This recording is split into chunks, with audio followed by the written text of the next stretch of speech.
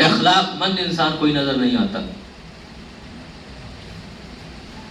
جہاں پروردگار نے ہر ایک انسان کو یہ حکم دیا کہ میری عبادت کرو، میرے لیے سجدہ کرو، رکوع کرو، سجود کرو، نمازیں پڑھو، وہی پروردگار نے اسی قرآن میں اپنے رسول کو یہ کہا قم اللیل الا قلیلا، اے میرے حبیب عبادت کو کم کر دیجئے، راتوں کو کم جگہ کریے، زیادہ زحمتیں نہ کریے. اتنی عبادت رسول کرتے تھے کہ پروردگار نے یہ کہا کہ عبادتوں کو کم کر دیجئے. اب وہ الگ پہلو بھی کہاں پہ کہا گیا کہ اور عبادت کریے، وہ ایک الگ ایک ذات کی فضیلت و مرتبہ وہاں سے آیا ہوتا ہے. تو بہرحال رسول کو حکم ہوا کہ آپ عبادتوں کو کم کریے. لوگوں نے پوچھا یا رسول اللہ آپ اتنی زحمتیں کیوں کر رہے ہیں؟ جب خدا نے یہ کہہ دیا کہ عبادت کو کم کر دیجئے تو پھر اتنا پریشان کیوں ہیں؟ لوگ یہ سمجھتے ہیں کہ نعوذ باللہ وہ اپنی غلطیوں، خطاؤں اور ترک اولا کی وجہ سے عبادت اتنا کر رہے ہیں، جبکہ ایسا نہیں ہے.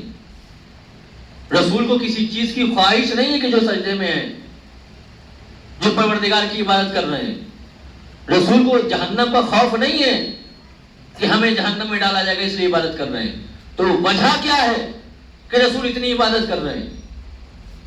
رسول کی عبادت کی وجہ کیا ہے جو پروردگار کہہ رہا ہے کہ عبادت کو کم کر دیے، اتنی عبادت کرنے کی ضرورت نہیں ہے.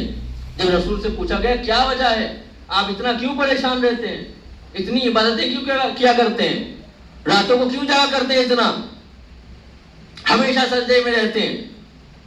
تو رسول نے فرمایا بسم اللہ الرحمن الرحیم فما اکونا عبدا شکورا، کیا میں پروردگار کا شاکر بندہ نہیں بن سکتا ہوں؟ یعنی رسول نے بتایا کہ ہمیشہ عبادت کسی چیز کو مانگنے کے لیے نہیں ہوتی، ہمیشہ عبادت کسی چیز سے ڈر کر نہیں ہوتی، ہمیشہ عبادت جنت کے شوق میں نہیں ہوتی، ہمیشہ عبادت جہنم کے خوف میں نہیں ہوتی.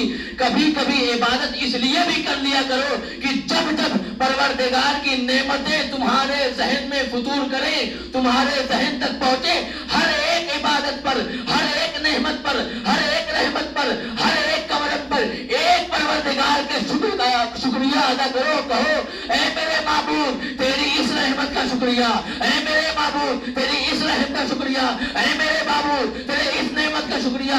رسول نے بتایا ہے نعمتوں کا شکریہ کرنا ہماری سیرت ہے، نعمتوں پر شکریہ ادا نہ کرنا شیطان کی فطرت ہے.